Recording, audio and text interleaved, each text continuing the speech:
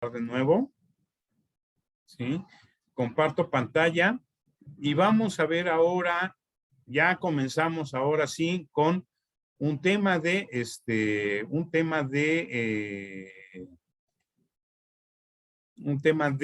ya de más propio de anatomía, ya no es una introducción, ¿sí? Entonces, comparto pantalla, ya la están viendo.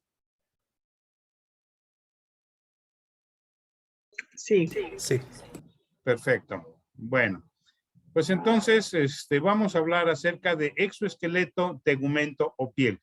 Cualquiera de esos nombres recibe. Y les pongo el ejemplo de uno de los animales que tienen la piel más hermosa, un animal declarado extinto ya de alguna de las islas que componen Java, ¿sí? La pantera de Java, precisamente, Neophelis nebulosa, vive todavía en otras islas y hay programas de reproducción, afortunadamente, en zoológicos.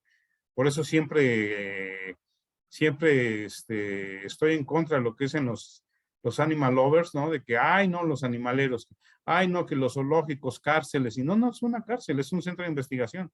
Ahí están los programas de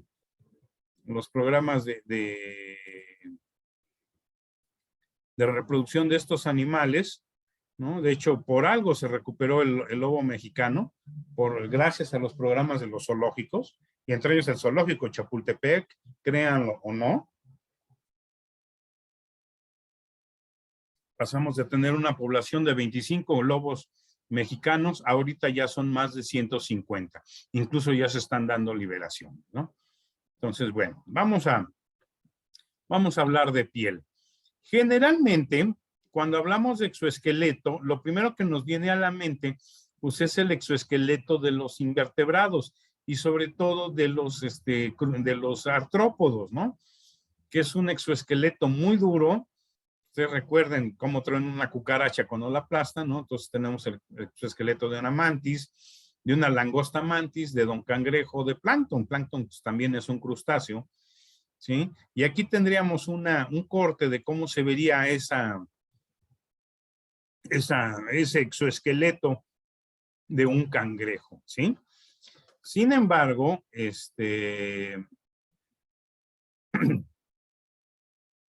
bueno, esto es de morfología externa.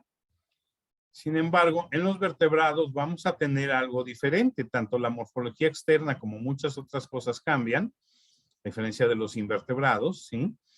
Y el exoesqueleto de los vertebrados va a ser de naturaleza muy diferente, tanto a nivel histológico como a nivel embrionario, como a nivel de capa blastodérmica que lo forma, ¿sí?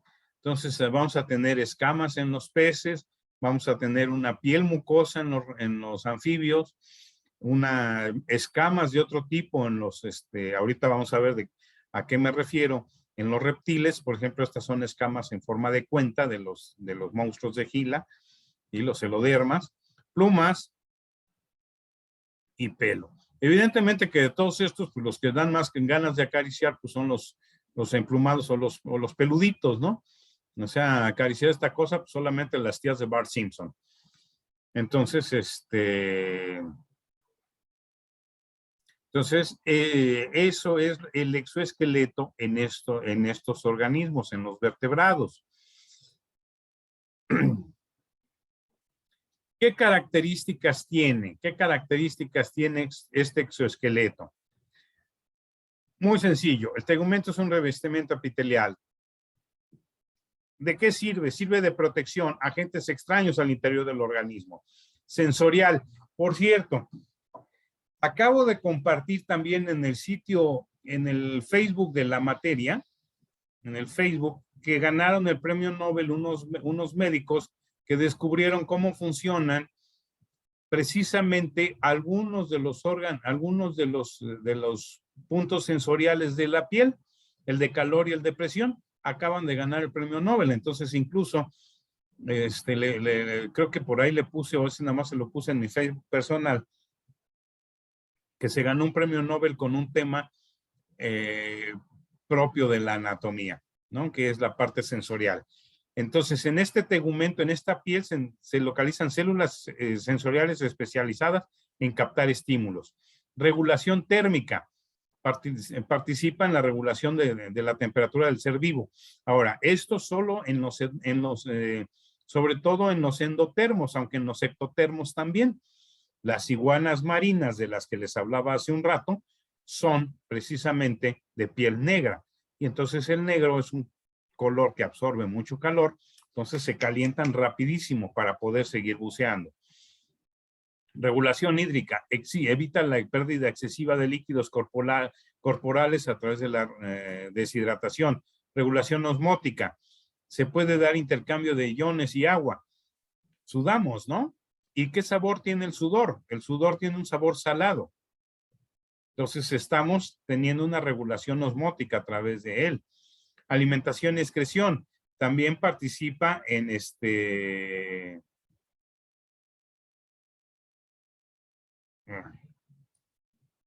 también participa en la alimentación. Más adelante lo veremos ya. La respiración.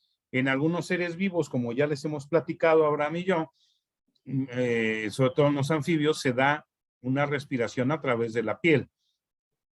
Reconocimiento individual.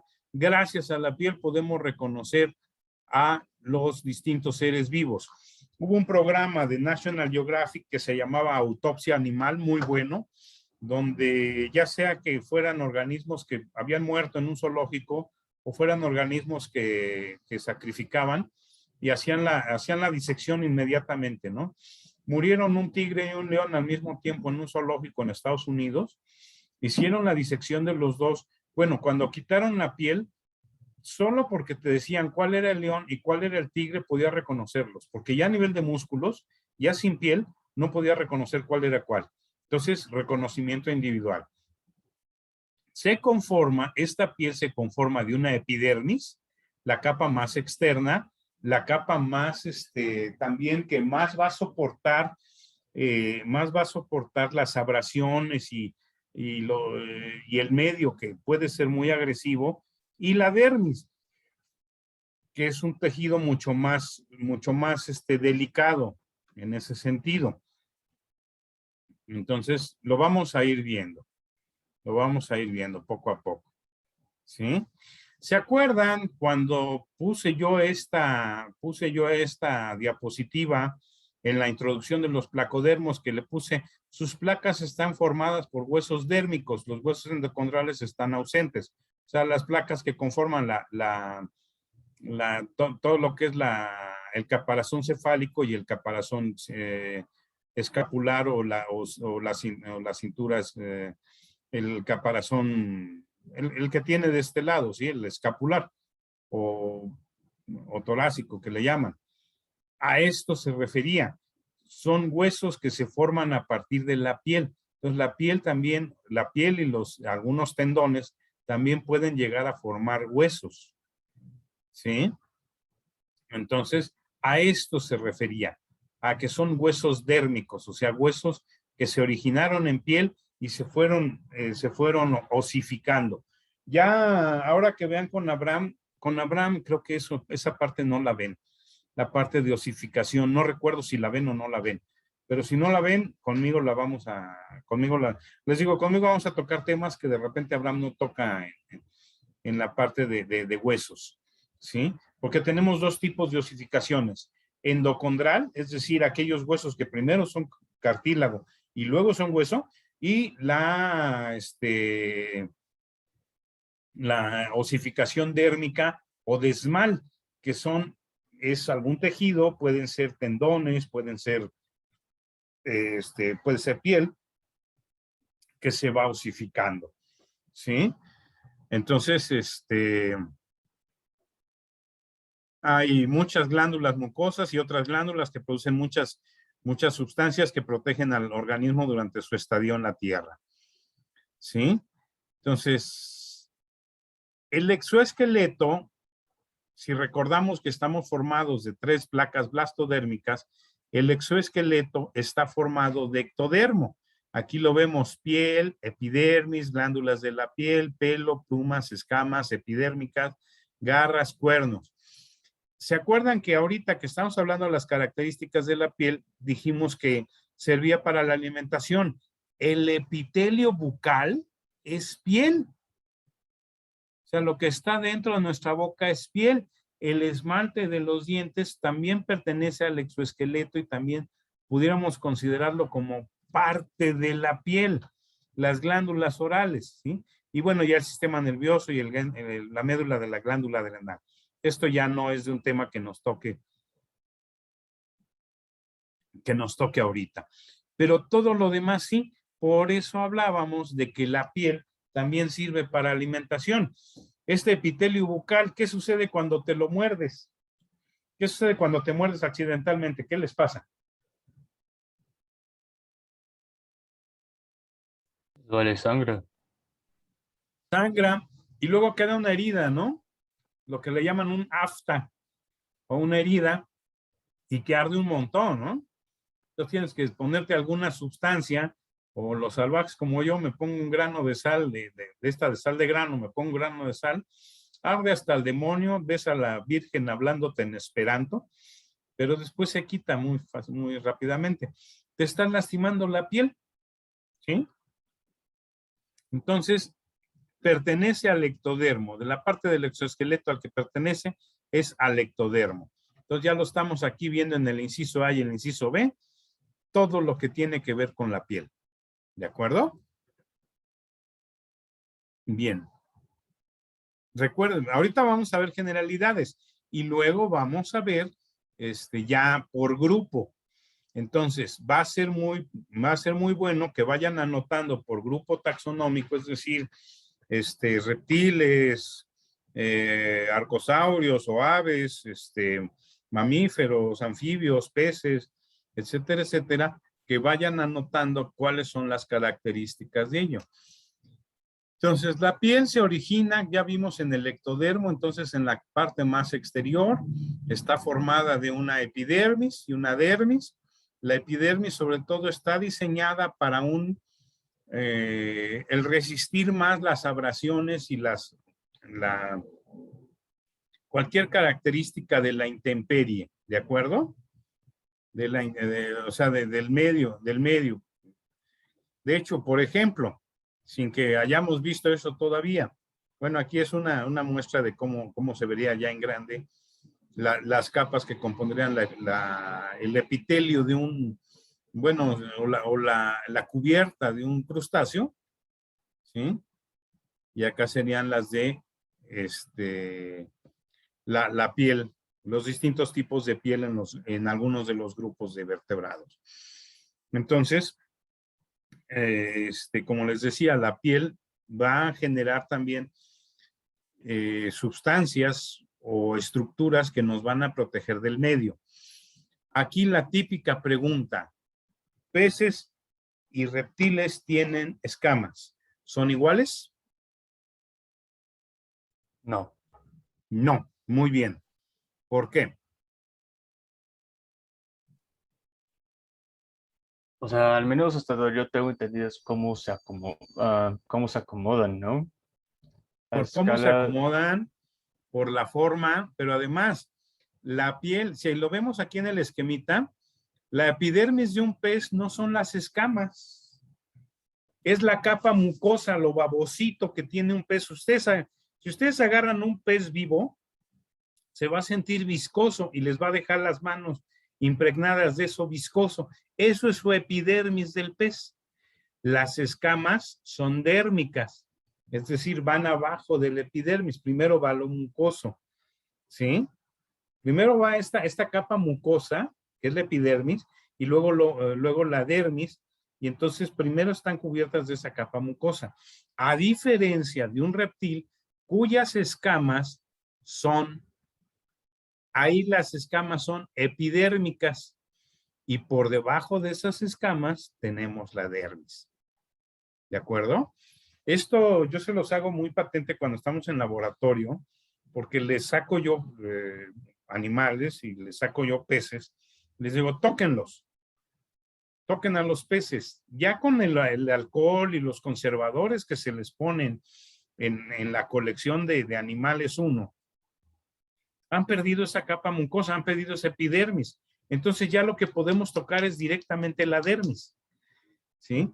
Y en cambio los reptiles no han perdido nada de eso y lo que estamos tocando es precisamente la epidermis de ellos. ¿Sí queda clara esta diferencia? ¿Sí? Para cuando les pregunten, oye, peces y reptiles tienen escamas, ¿son iguales? Pues no. ¿Por qué? Porque unas son dérmicas, las de los peces, y las de los reptiles son epidérmicas y explican que la piel tiene estas dos formas. Nosotros, por ejemplo, antes de hablar de la ranita, nuestra epidermis, si nosotros pasamos una uña, digo, aquí no se ve, si pasamos una uña por la piel, se va a ver un caminito blanco. Lo único que estamos haciendo es rasguñando la epidermis, una capa de células muertas que tenemos. Por eso esas cremas que remueven las células muertas para la madre. Discúlpame, pero si remueve todas las células muertas, pues vas a quedar sin epidermis y bastante afectado. Sí, o sea, es importante remover algunas células muertas, pero no todas. Y que se remuevan naturalmente, no con ayuda de una crema. ¿Sí? Y no es cierto que remueve células muertas, nos quedaremos únicamente con dermis. Y eso nos ardería mucho. Cuando nos llegamos a rasguñar, estamos haciendo una herida en la epidermis y estamos llegando hasta la dermis. Cuando nos arañamos así, o que hay una ampolla y se nos revienta, ¿qué sucede? ¿Por qué arde tanto la ampolla? Porque se está reventando la epidermis y lo que está quedando expuesto es la dermis. Entonces la dermis es mucho más sensible por todas las terminaciones nerviosas que llega a tener. Aquí están las terminaciones, algunas de las terminaciones nerviosas. Esto lo vamos a ver más al rato. Y esto es por lo que les dieron el Nobel. No por descubrir las terminaciones nerviosas, sino por descubrir cómo funcionan. ¿Sí? Por eso les dieron el Nobel a estos dos científicos. Ahorita les digo cómo se llaman, porque por ahí lo compartí. Les digo que lo compartí en el Facebook de la materia y en mi Facebook personal, que mi personal pues difícilmente lo... Bueno, no es que esté vetado, ¿no? Pero es... David Julius y Ardem Patapoutian. Ese se me hace que es griego por el apellido. A ellos dos les dieron el premio Nobel ahorita de Fisiología y Medicina en 2021 por el descubrimiento cómo funcionan. No el descubrimiento de estos corpúsculos que los vamos a ver, sino cómo es que funcionan. ¿De acuerdo? ¿Dudas, preguntas hasta aquí, muchachos? Todo bien. Muy bien. Ahora, regresando, hablamos un poquito de los mamíferos, pero regresando a los anfibios. Fíjense la piel de los anfibios, la epidermis, qué gruesa es. ¿Por qué? Porque recordemos que ellos, su piel es muy delicada. Entonces está en contacto con las constantes abrasiones del medio. Entonces tiene que ser muy gruesa, muy esponjosa. Y una dermis también esponjosa que tiene glándulas mucosas, una dermis compacta que está vascularizada. Aquí estamos viendo arterias y venas, ¿sí? Y vean entonces la cantidad de glándulas. Por eso la piel de los anfibios llega a verse como húmeda, ¿sí? Llega a verse húmeda. ¿Por qué? Porque por esta glándula mucosa que la mantiene húmeda y de esa manera es una forma de proteger. Es una forma de proteger la epidermis. No es lo mismo si está en seco que si está con una ligera capa mucosa y cualquier abrasión, pues con la capa mucosa se resbala fácilmente. ¿Sí? Bien. Entonces, otra cosa, muchas veces en algunos vertebrados la coloración no viene en la epidermis, sino la coloración está ubicada en la dermis gracias a los cromatóforos. Y esto sobre todo aplica para peces. la mayoría de los peces óseos. La mayoría de los peces óseos, sus cromatóforos se encuentran ya en las escamas o en la dermis, no en la epidermis, por algo la capa mucosa es transparente, ¿sí? Entonces, estos son algunos de los estratos de la epidermis y la dermis de un vertebrado, y ahí vemos dónde está ubicado el cromatóforo. Y entonces aquí este cuadrito me encanta porque nos da una idea de cómo se desarrollan las distintas estructuras, incluso algunas de las que no hablamos, a partir de la piel. Entonces podemos seguir 1, 2, 3, y si se fijan tenemos un número 4 repetido en varios y un número 5 repetido por lo menos en un par. Entonces, si seguimos el camino de aquí arriba, 4, 5, 6, y lo que se nos forma es una pluma. 4, 5, 6, lo que se nos forma es un pelo, y todo a partir de la piel. 4, 5, 6, una glándula mamaria. De hecho, en el documental de piel se maneja una hipótesis, que las glándulas mamarias originalmente eran glándulas de sudor, y después fueron secretando material más elaborado para alimentar a las crías. Entonces, así es como se forma una glándula mamaria, a partir de la piel. El esmalte de un diente, ¿sí? La escama, el dentículo dérmico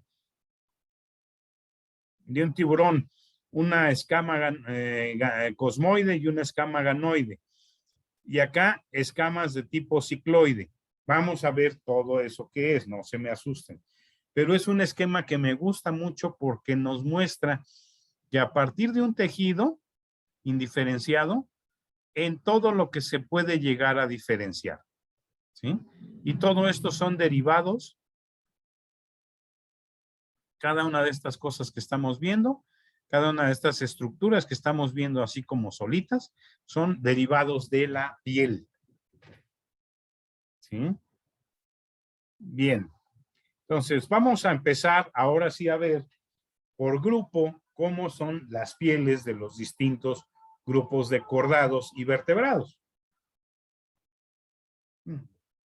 Bueno, de vertebrados sobre todo.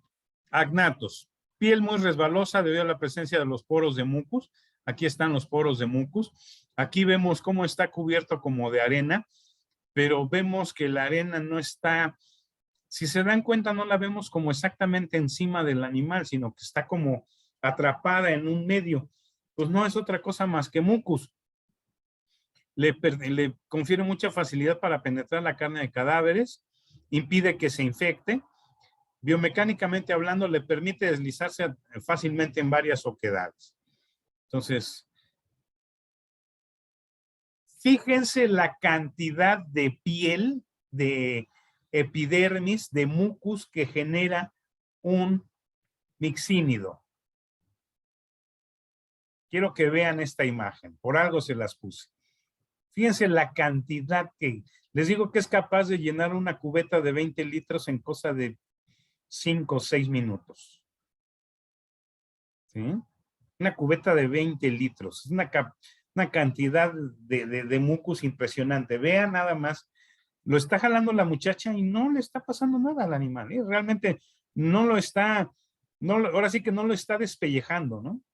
Es parte del mucus que segrega. Evidentemente este mucus se disuelve en el agua, se pierde y ya, y el animal sigue segregando más. ¿Sí? El pez bruja. Ya vean la cantidad, es una cantidad verdaderamente impresionante. Los peces bruja pues son de profundidad, pero alguna vez uno que se estaba muriendo subió a la superficie, se estaba muriendo en las gaviotas, uy, pensaron que iba a ser una comida fácil. Era divertidísimo verlo, porque se lanzaba fue en un documental, no lo he visto en vivo, se lanzaba la gaviota en picada, ¿sí? Esa capa es comida para esos animales, no tanto, porque no tiene muchos nutrientes que digamos. Pregunta Michelle que si esa capa es comida para otros animales. Entonces se lanzaba la gaviota a darle el picotazo al mixínido que estaba muriendo en la superficie y vaciado porque salía la gaviota con sus hebras de mucosidad colgando, parecía que tenía rabia, ¿no? Y el mixínido seguía ya retorciéndose en el mar, no pudo. Seguramente sí va a ser alimento para otros organismos. Ya ves que nuestra piel es alimento para los ácaros, ¿no? Que tanto nos espantan. ¡Ay, los ácaros y los ácaros! Tenemos ácaros en la piel y los ácaros se comen la piel. Lo malo es cuando hay un desbalance y se reproducen más ácaros, entonces se presentan algunas enfermedades cutáneas. Sí debe haber animales que se alimenten de eso, pero no exclusivamente, ¿sí? Entonces vean esa cantidad, o sea, es una cantidad verdaderamente lépera de epidermis que genera los mixínidos, ¿sí? Entonces vamos a pasar a la siguiente. A ver, hay otra pregunta. Perdón, hay otra pregunta. Ah, no, nada más era un gracias. Muy bien. Profe. Mande, ¿hay alguien más tiene una pregunta en torno a esto? No, es que desde hace rato vi que tiene como un rectángulo muy largo abierto, entonces en las imágenes a veces como que tapa lo que Sí, es que cuando está abro el mostrando. chat, cuando abre el chat se abre ese rectángulo y no los deja ver, es un rectángulo como gris, ¿no? Por eso lo abro y lo cierro rápido y por eso prefiero que abran su micrófono a que utilicen el chat, porque eso, el estar abriendo el chat, da ese rectángulo gris que no deja ver las imágenes. Entonces, por eso prefiero que mejor de viva voz participen, ¿sí? Para que no tengamos ese rectángulo gris ahí, atravesándose en la imagen. ¿De acuerdo? Pero creo que hay otro más largo, o sea, Hay uno ahorita largo, lo sí, ve en lo la que pasa parte es que superior. sí, hay uno largo que es el control que yo tengo aquí, lo muevo para poder ver algunas cosas de la diapositiva. Lo que pasa es que a mí no me presenta la pantalla tan completa, entonces hay cosas de la diapositiva que no alcanzo a leer, entonces también una disculpa por ese. Ese sí no he encontrado cómo reducirlo, cómo hacerlo más pequeño o ponerlo en una esquina que no moleste, ¿sí? Gracias, profe, Entonces perdón. ese sí otro también. Y ahorita lo vieron pasar hacia arriba, ¿no? Sí, lo pasé hacia arriba porque no Sí, puedo justo. usar los controles de la diapositiva. Bien. ¿Esto de qué le sirve al mixínido? Le sirve de lo siguiente. Es esa cantidad de mucus que segrega a través de su epidermis. Ahí está la estructura de cómo sería la piel del mixínido. Únicamente del mixínido, no estamos hablando de lampreas, ¿sí? Tenemos una epidermis bastante gruesa, tenemos una dermis. Si se dan cuenta, tiene una serie de glandulitas y las capas de mucus sobresalen por aquí. Si lo viéramos, aquí no se ve la capa de mucus, pero sobresalían de la epidermis y regarían todo ese mucus a través de la dermis. Ahora, el mixínido hace esto. Cuando está comiendo algún cadáver, hace este procedimiento, se hace nudo. Entonces, a la vez que es muy resbaladizo, se hace nudo y de esa manera no tiene mandíbulas, entonces no tiene posibilidad de moverlas para arrancar un pedazo de carne. ¿Cómo lo arranca? Haciéndose nudo. Al hacerse nudo es como si fuera un sacacorchos, ¡puc! Y así arranca el pedazo de carne. Si nosotros agarramos un mixínido y lo agarramos con mucha fuerza y no lo dejamos ir, se nos va a escapar de todos modos, porque es tan mucoso, es tan blando, que va a empezar a formar el nudo y aunque no queramos, nos va a empezar a desplazar la mano y se va a escapar, ¿sí? Entonces, esto le permite arrancar la carne de los cadáveres que se alimenta. Recordemos que es carroñero, ¿sí? Entonces, así es la piel del mixínido. La lamprea no tiene, ¿por qué la del mixínido es así? Recordemos que el mixínido incluso a veces, como les he dicho, penetra en los cadáveres, o sea, es el equivalente a la larva de mosca, que los gusanos que cuando dicen, ay, es que me voy a morir y me voy a llenar de gusanos, ¿no? O cuando me muera me van a comer los gusanos. Pues esos gusanos realmente no son gusanos, son larvas de mosca, una mosca de los cadáveres, y esos gusanitos van penetrando la carne y se van alimentando de ella. Así hace el mixínido. Como allá abajo no hay moscas, en la profundidad no hay moscas, el mixínido hace las veces del gusano de la mosca, ¿sí? Que en realidad es una larva de la mosca. La lamprea no vive dentro no tiene que deslizarse dentro de sus víctimas, de sus presas, entonces realmente ella no segrega tanta mucosidad, ella segrega tanta mucosidad como un pez óseo, así de simple y sencillo, ¿sí? Porque ella es más bien todo es superficial y únicamente, perdón, únicamente absorbe los líquidos a través de su boca que tiene forma de una copita suctora. ¿Sí? Entonces, la piel de la lamprea no está tan llena de mucus, ¿sí? Y de hecho no tengo una imagen de piel de lamprea, es lo malo. Estaría muy bueno creo que el maestro tiene preparaciones de lamprea, pero son preparaciones para ver algunas otras cosas. Estaría bueno verlas al microscopio y ver si se puede esquematizar la piel y sacar una buena imagen de eso. Se lo voy a proponer porque estaría muy bueno poner aquí una de esas imágenes, ¿no? Bien. Entonces, vamos a pasar ahora a algo que el maestro la otra vez mencionó y yo sentí que me caminó un gato en reversa por la espalda porque dijo escamas placoides. Ese término está en desuso. Ya no se utiliza. Las escamas placoides han pasado a llamarse dentículos dérmicos o escamas ganoides o escamas cosmoides. Vamos a hablar de cada uno de ellos, de estos tipos. Las primeras, los peces cartilaginosos. La piel es muy rasposa debido a los denominados dentículos dérmicos. Estos poseen la misma estructura común que un diente común. Este tegumento le va a conferir cierta rigidez. Los tiburones ya son más rígidos, no son tan blandos como las lampreas y mixínidos. Pero biomecánicamente hablando, le permite nadar velozmente al reducir el tamaño y número de vórtices. Un vórtice no es otra cosa más que un remolino. Cuando nosotros hacemos que algo navegue a través del agua, por ejemplo, si yo metiera este mouse al agua y lo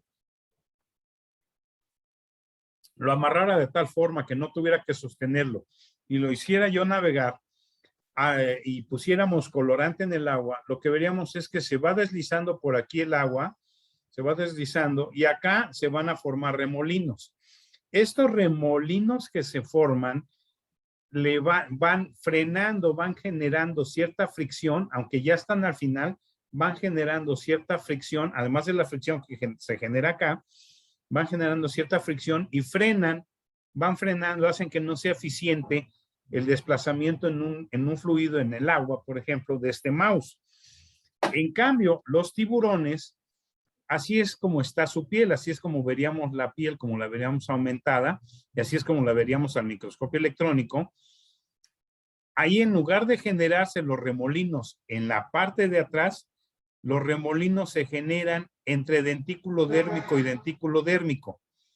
Esto provoca que haya una mayor eficiencia en el nado, porque ya no va a haber esos remolinos que lo frenen. Aquí entre dentículo dérmico y dentículo dérmico no lo van a frenar, ¿sí? Ahí pudiera ponerles un ejemplo entre una pelota de ping pong y una pelota de golf. ¿Han visto de cerca una pelota de golf?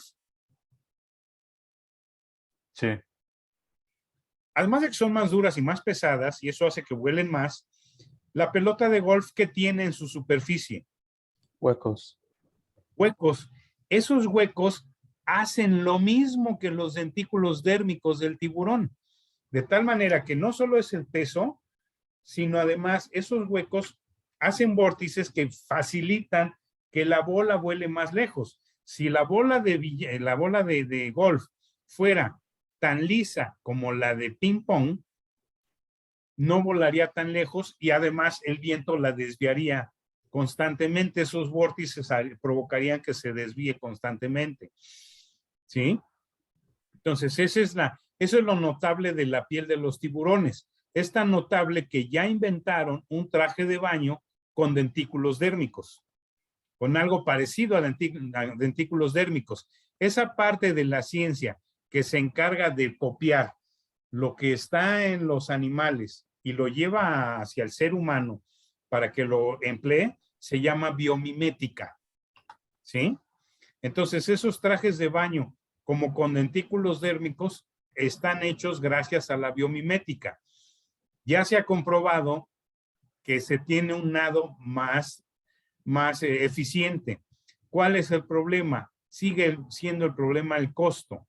Un traje de baño hecho de dentículos, o sea, hecho no con piel de tiburón, pero con dentículos dérmicos, o sea, de plástico o de nylon o del material que sea, o sea, un material artificial, pero es una copia biomimética de la piel del tiburón, siguen siendo muy caros para que todos los países los adquieran. De hecho, ¿saben quién fue uno de los primeros que probó ese traje? Michael Phelps, el campeón de natación, el campeón norteamericano de natación, que ganó no sé cuántas medallas en alguno de los Juegos Olímpicos. No en estos que pasaron, sino en los anteriores. Algunos de los anteriores ganó 8 o 9 medallas. Y sin ese traje, con ese traje se volvió todavía más veloz el sujeto. Pero imagínense, solo los países ricos podrían pagarlo, nuestros mexicanitos van con su traje de baño común y corriente, pues no, ya mejor que les den el chapoteadero porque hagan ahí su desmadre y no interrumpa, ¿no? Entonces, esa es la parte de la biomimética. Bien, es bien importante los cambios que hay en los dentículos dérmicos de los tiburones. Ese es un artículo que podemos llegar a revisar si quieren. Es un artículo sobre piel. Resulta que en uno de los artículos compararon la piel del maco, Isurus oxyrhynchus, aquí entre nos, el tiburón preferido de su profesor David Salinas, más que el blanco. Este es el que me fascina, muero por ver un maco. El blanco sí, pues sí, está padre, un animalón, da miedo, pero si viera yo un maco sería completamente feliz. Me gusta mucho más. Hay un amigo, es de la misma familia que el tiburón blanco, por eso el parecido, y hay un amigo que me da mucha risa porque dice que un maco es la versión deportiva de un tiburón blanco, ¿no? De esos, como esos cochecitos que nada más son de 2 plazas, ¿sí? Y lo que le llaman un tiburón volador o tiburón de puntas negras. Este es Carcharinus limbatus y este es Isurus oxyrhynchus. Fíjense sus dentículos dérmicos, qué diferentes son. ¿Creen que esta diferencia estructural dé una diferencia entre estos dos? Digo, evidentemente las especies son distintas, pero de una diferencia, por ejemplo, de velocidad, en facilitar la velocidad o los saltos. Sí, profesor. ¿Sí? Resulta que el maco es de los tiburones, es el más rápido del océano. Tiene una velocidad máxima de 115 kilómetros por hora. Mientras que el tiburón de puntas negras o tiburón volador tiene una velocidad máxima de aproximadamente 95, 90 kilómetros por hora. También en cuanto a los saltos que da un maco son impresionantes comparados con los que da este tiburón, que a pesar de ello tiene un nombre que por algo le pusieron así, tiburón volador. Tiene una facilidad para volar este animal también extraordinaria. Y fíjense la diferencia. El número de quillas que tiene. Este tiene mayor número de quillas, los dentículos dérmicos del tiburón puntas negras, y este tiene menor número de quillas, solamente 3 quillas. Pero este animal es velocísimo. ¿Sí? Entonces es bien, bien impresionante. Ese dentículo dérmico, ahí está. Por eso les digo, es un diente. Si ustedes van y compran en la papelería, a ver, tráiganse el esquema de un diente. o de los dientes, de la dentición humana, van a tener exactamente casi lo mismo. Tenemos esmalte, tenemos dentina, tenemos cavidad de la pulpa. ¿Sí? O sea, son dientes. Si hubiéramos evolucionado en tiburones, en lugar de tener algún rasguño en la piel, ay, voy a ir con el dentista porque tengo una pequeña caries en esta parte de la mano, ¿no? Así ocurrirían las cosas. Aquí podemos ver perfectamente la estructura de la piel de un tiburón. ¿Cómo está el dentículo dérmico? Tenemos una epidermis y una dermis. Y vemos que el dentículo dérmico se origina en la dermis y sobresale. Pero hay una epidermis más o menos mucosa. Por algo los tiburones también de repente se llegan a sentir, se siente rasposa su piel, pero se siente rasposa babosito. Esto es, si ustedes tocan un tiburón vivo, es diferente a si tocan un tiburón de los que conservamos en alcohol ahí en el laboratorio. A mí me ha tocado la fortuna de tocar una raya, no un tiburón, una raya viva, ¿qué fue la especie que toqué? Una raya nariz de vaca, le llaman, cow-nose ray, es Rhinoptera, el género Rhinoptera, no me acordaba. Allá en el acuario de Montreal, hay un espacio para que puedan tocar las rayas. Ese mismo espacio está en el acuario el acuario en Bursa, pero hasta la última vez que yo fui no te permitían tocar las rayas. No sé si ya lo permitan. Si ya lo permiten, vayan y toquen una raya y se va a sentir rasposita su piel, pero suavecita. Absoluto, se siente como terciopelo.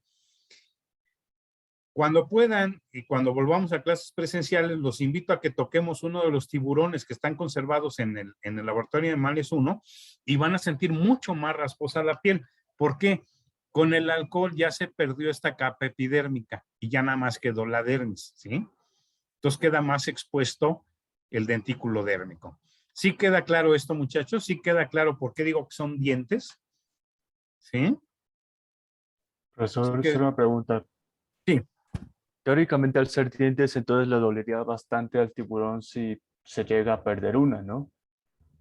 Si llega a perder un dentículo dérmico, sí le dolería bastante, pero los dientes no.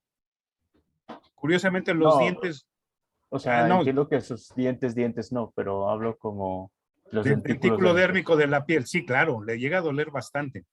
Le llega a doler bastante. O sea, eso de que dicen que muchos animales no sienten dolor, es una tontería, porque sí tienen células. De hecho, aquí no lo ponen, pero claro que de hecho aquí hay células sensibles células sensitivas, o sea, neuronas sensitivas en esta parte de la dermis. Entonces sí hay sensación de dolor. Evidentemente, pues no los oímos quejarse porque no expresan ningún sonido, pero cuando llegan a pelear entre ellos y se muerden y se abren la piel, pues olvídate, imagínate el dolor de una herida abierta en agua salada, debe ser impresionante. Entonces sí, si llegaran a perder un dentículo dérmico, claro que les dolería. Curiosamente, los tiburones más viejos de la colección de la colección de Animales 1 ya tienen partes donde se ve de otro color la piel y cuando lo tocas ya está suavecito. Si lo examináramos al microscopio, veríamos que ya en esa parte se perdió el dentículo dérmico. Primero se perdió la epidermis por el alcohol y luego el dentículo dérmico va perdiendo fijación.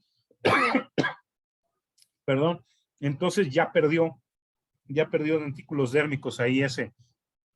Los tiburones más viejos, de hecho se nota luego la piel bien diferente, ¿no? Se nota bien diferente la piel en ellos. Bien, ¿alguna pregunta, duda? No, ¿Nada? por el momento. Bueno. Ok, continuamos. Entonces, vamos ahora a pasar a los peces óseos.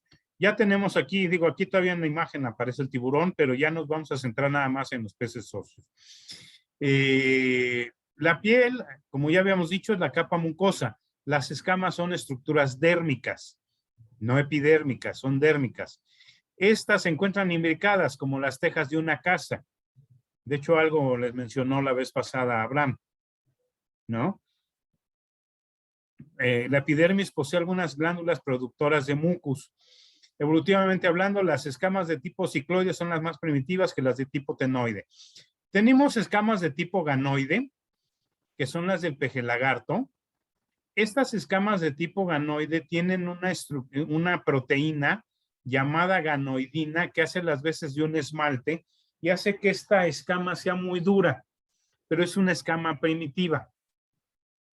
Las otras escamas que les había yo mencionado, las de tipo cosmoide, ¿esas en qué animal están? Esas están en los esturiones. Y ahí la proteína que están recubiertas, que hace también una especie de esmalte, como aquí, es cosmoidina. ¿Sí? Pues se llaman cosmoides y ganoides. Estas escamas en realidad son muy primitivas.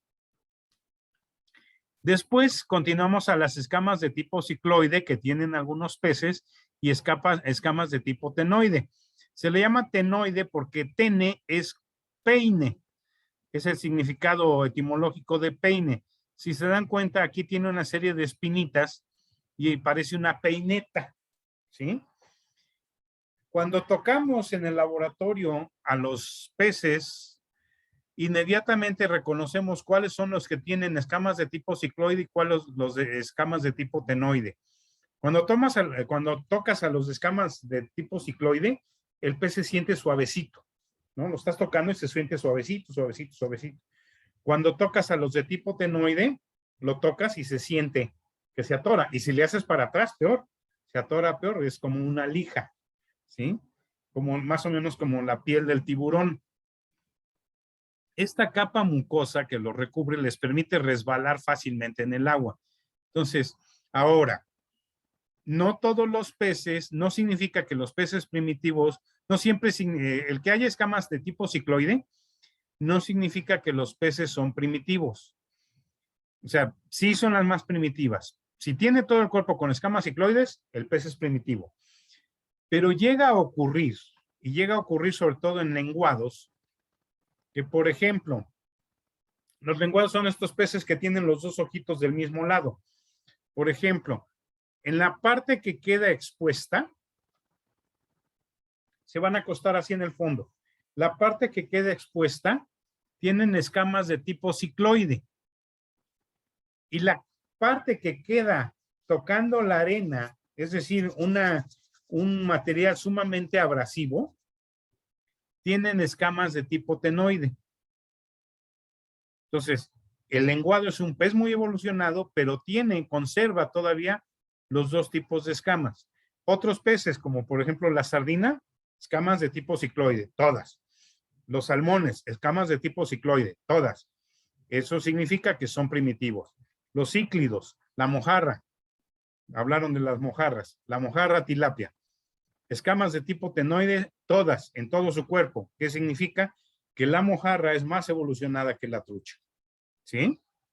Entonces, esa es la diferencia. Así es como se verían las escamas. Veríamos la capa mucosa, que es esta parte más blanca, y la escama, que es esta parte oscura que se ve aquí imbricada. ¿Sí? Ahora, las escamas,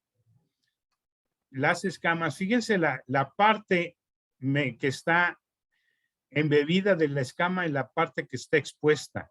O sea, las escamas son muy grandotas, nada más que la vemos más chiquita porque la parte más grande está embebida. ¿Sí? Recuerden que es como las tejas de una casa. Entonces, aquí tenemos dos peces, un ciprínido y un cíclido. Si lo toco, es suavecito. ¿Qué escamas de qué tipo tendrá, muchachos? Cicloide. Exactamente. Este cíclido, si yo lo toco, se siente rasposo. ¿Escamas de qué tipo tendrá? Tenoide. Tenoide, muy bien. Entonces, este pez es más primitivo que este. Fíjense en un detalle, no solo por las escamas. la inserción de las aletas pélvicas está más lejos de la aleta pectoral en los peces primitivos. Fíjense, está casi en la panza. En cambio aquí, aunque las tiene plegadas las aletas pélvicas, la inserción está aquí y aquí está la aleta pélvica. Entonces este pez es más evolucionado. ¿Sí? Entonces, ¿sí queda claro esto, muchachos? Sí, pues. Ok, perfecto. Vamos a pasar a especializaciones de estas escamas.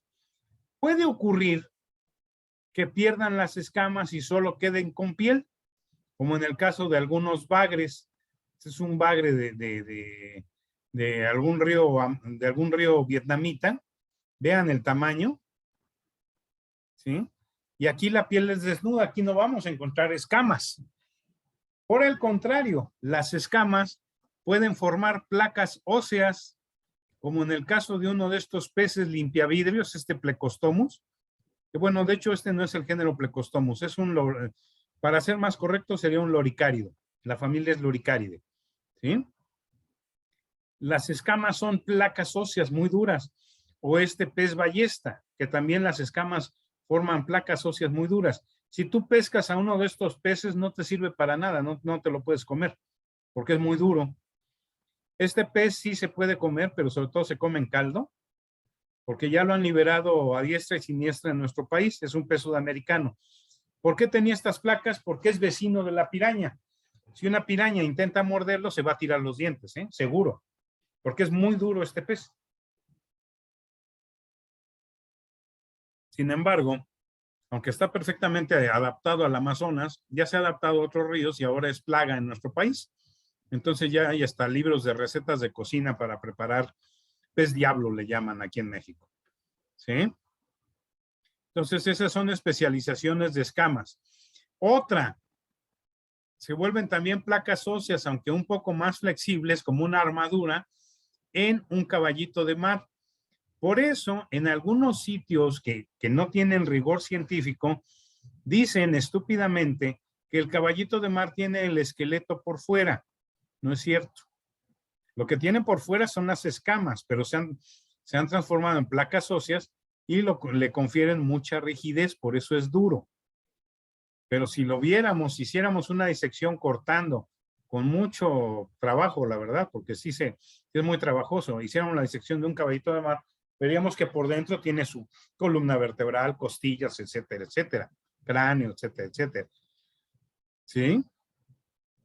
Entonces, eso que dicen en algunos sitios web de que el caballito de mar tiene el esqueleto por fuera es una mentira. No saben, es una adaptación de la escama. La escama se transforma en una placa ósea. ¿Sí? No tan rígida como la del Plecostomus o la del pez ballesta, pero sí lo suficientemente rígida para que el animalito conserve esta forma. ¿Sí? Y estas son las escamas, para que las conozcan, las escamas más primitivas de tipo ganoide del peje lagarto. Gracias a estas escamas de este tipo es que se puede hacer la artesanía de los peje lagartos que compran en Tabasco. Ustedes compran en Tabasco su peje lagarto nada más barnizado y por dentro todavía tiene músculo y no se echa a perder, le dieron un tratamiento para conservarlo y la piel es así. Y la piel es así. Esto lo que estamos viendo es la cubierta de ganoidina y entonces estas escamas son de tipo ganoide. Entonces seguimos hablando de piel. Bien, ahora, preguntarle a un pez su edad es como preguntárselo a una mujer, no te va a decir su edad. Pero hay una conveniencia. Los peces crecen toda su vida. Al estar en un medio que les está dando soporte, como es el agua, van a crecer durante toda su vida, excepto cuando dediquen energía que en lugar de ser para crecer, sea para que se desarrolle y madure su gónada. Cuando se desarrolla y madura su gónada, hay algo, esta es una escama de un pez. Y si ustedes se dan cuenta, están aquí señalando algo que es una línea más clara, es una línea hialina, o sea, más clara. De hecho, aquí se ve súper claro, man. Esta me encantó. ¿Sí? Se ve muy, muy clarita. Esta se alcanza a ver claro no solo en esta parte y aquí se pierde un poco. Y esta, la más pequeña, híjole, man, solo se ve clara en esta parte. Bueno, estas líneas se le llama líneas de crecimiento. Nosotros podemos saber la edad de un pez basándonos en dos datos. El número de líneas de crecimiento y el otro, el número de veces que se reproduce al año. Entonces, ejemplo, si este pez se reproduce 2 veces al año, ¿qué edad tiene?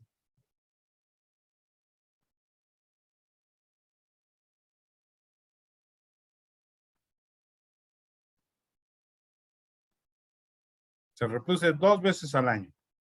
Es decir, que cada 6 meses se presenta una línea de este estilo, que no hay crecimiento, sino hay crecimiento de la gónada.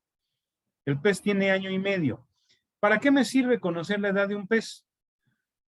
Pues para hacer una administración de un recurso, una ecología de pesquerías, es que los ecólogos de pesquerías tienen que saber la edad del pez. Ya después se hace un cálculo con una técnica, se llama retrocálculo de Lea, donde tú vas a hacer el cálculo de la edad del pez y el cálculo de cuándo fue la edad a la que se reprodujo por primera vez, ¿sí? Entonces, todos los que trabajamos peces, y que digo, yo me dedico a la anatomía de peces, no me dedico a la ecología de pesquerías o a pesquerías. Pues si me dedicara a pesquerías, yo tendría que hacer esto continuamente en los peces. ¿De acuerdo?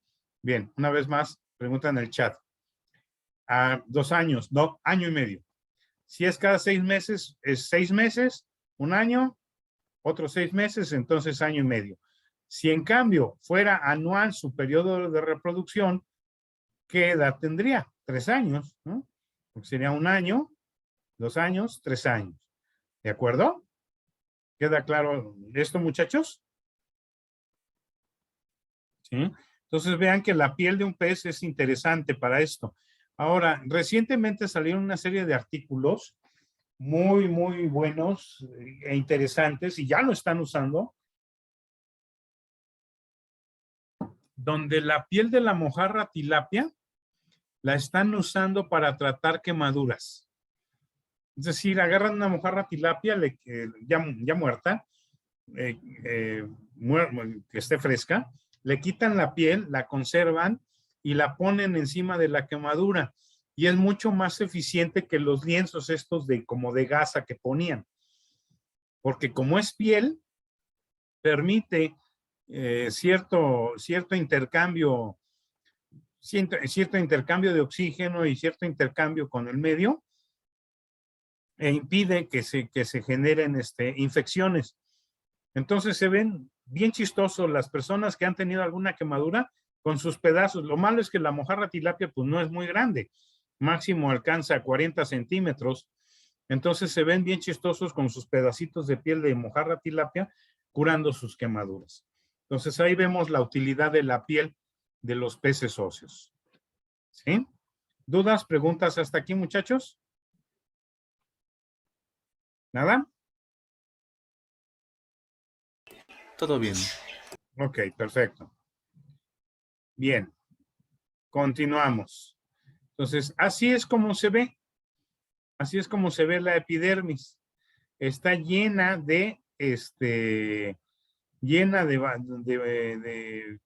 está con células, pero tiene un montón como de vacuolas que tienen mucosidad y así se vería. Y por debajo de esta mucosidad está la escama que es dérmica. ¿De acuerdo? Bien, vamos a pasar ahora a los anfibios. Como ellos tienen que vivir algunas temporadas fuera del agua, ha provocado que desarrollen glándulas que los mantienen húmedos mediante la secreción de mucus. La epidermis en la mayoría de las especies es lisa, pero en algunos anuros, sapos, tiene un aspecto rugoso debido a la presencia de glándulas hipertrofiadas o engrosamientos epidérmicos para resistir la desecación. Un sapo es más capaz de alejarse más de un cuerpo de agua que una rana. Entonces, por eso el sapo tiene como verrugas, por eso dicen, ay, los sapos verrugosos, fuchi. No, pues no son verrugas como tal, son engrosamientos de la piel para permitirle que no se deshidrate, que no se seque, ¿sí? Se puede llevar a cabo el intercambio gaseoso gracias a estos capilares. Aquí lo vemos, entonces se puede llevar a cabo el intercambio gaseoso a través de ellos. ¿Sí? En algunas ranas, por ejemplo, aquí hay un corte, en algunas ranas hay lo que se conoce como glándulas de veneno. Ese es otro artículo también que tenemos para ver la parte de piel. Muy bueno, donde hacen un estudio comparativo entre la piel de dos ranitas, una que suponía no venenosa y otra venenosa. Y entonces, si hiciéramos un corte de la piel, vemos la parte de músculo, la parte de la dermis y la parte de la epidermis. Fíjense, aquí me gustó porque no solo está el esquema, sino está el corte, como se ve realmente la piel de la ranita. Entonces vemos la epidermis con sus distintas capas, el estrato córneo, el estrato transicional y el estrato germinativo. Como su nombre lo dice, el estrato córneo es el más duro, es el que va a tener contacto con los medios abrasivos del exterior, ¿sí? El estrato transicional es aquel donde va a haber células, generalmente el estrato córneo son células muertas, por eso decía de las cremas que remueven células muertas. Ay, no seas idiota, ¿no? Te vas a remover toda la piel y realmente no remueven células muertas. Entonces, las células muertas son las que permiten el contacto con las partes más abrasivas. El estrato transicional es aquel que tiene tanto células vivas como células que ya murieron. Entonces se va viendo más o menos una gradación. Mientras más me acerco al cuerpo del animal, mientras más proximal estoy al cuerpo del animal, hay más células vivas. Mientras más lejos, más distal estoy del cuerpo de la rana, hay más células muertas, hasta que ya se transforma en el estrato córneo. Y el estrato germinativo, su nombre lo está diciendo, es donde están células en continua mitosis para estar generando mayor cantidad de piel. Saben que si nos encerraran a nosotros en un cuarto hermético durante un mes, ¿seguiría habiendo polvo dentro de ese cuarto? Y si examináramos, sí, barriéramos ese polvo y lo examináramos, veríamos que son células muertas, o sea, nosotros mismos somos productores de polvo.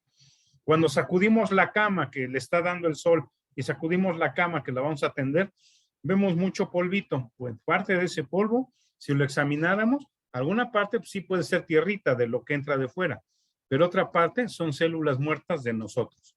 Entonces, por eso se le llama estrato germinativo y funciona igual en todos los vertebrados. Tenemos la glándula de mucus aquí en la ranita y tenemos la glándula de veneno. Ahora, ¿estas ranas son venenosas todo el tiempo? ¿Sí o no?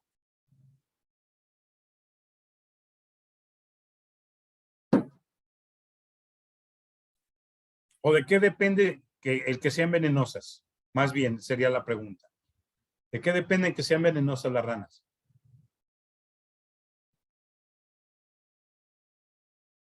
¿Alguien sabe? Algo recuerdo yo que tenía que ver con su alimentación, ¿no? ¿Cómo? Es que se vicia el sonido y se escucha muy raro. Que algo recuerdo que tenía que ver con su alimentación. Tiene que ver con su alimentación. Perfectamente, sí, correcto. El tipo de alimentación que tienen es lo que produce, es lo que hace que produzcan el veneno. Hubo una fotografía medio viral en una revista National Geographic de una investigadora haciendo lo que Homero Simpson en alguno de los capítulos, que le daba una lamida a una rana y se le hacían los ojos chiquitos y andaba como drogado, ¿no? donde le está dando, la chica le está dando una lamida a una rana dendrobates, de las dendrobátides, las conocidas ranas dardo, que son venenosas. Yo dije, no, pues en la siguiente página va a caer muerta la chava. No. Y ahí es donde menciona lo de la dieta. Entonces, por ejemplo, ¿han visitado el acuario el Aquarium Bursa o no, muchachos? ¿Alguien lo ha visitado? Sí. Ven que tienen una exposición de ranas venenosas, ¿no? Entonces, muchas veces no falta el chamaco que está ahí pegado al vidrio y les está pegando, ¿no? Que no deberían hacerlo. Yo de repente dije, ándale, que rompe el vidrio y se suelta una y lo va a matar, ¿no? Porque es un veneno neurotóxico. Pues resulta que si les están dando de comer algo distinto a lo que comen en medio natural, esas ranas ya no son venenosas, nada más conservan el color.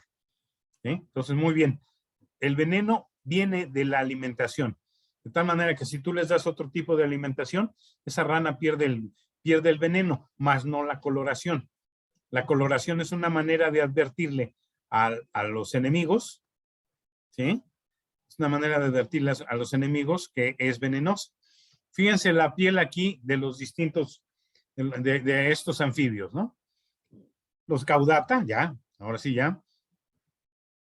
Su piel es muy, muy, muy delicada porque todo el tiempo está debajo del agua.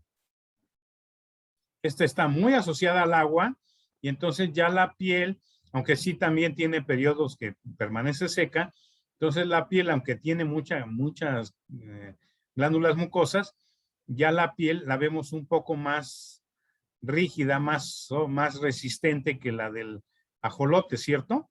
Y el sapo, fíjense cómo tiene esto. La gente decía que esto eran verrugas.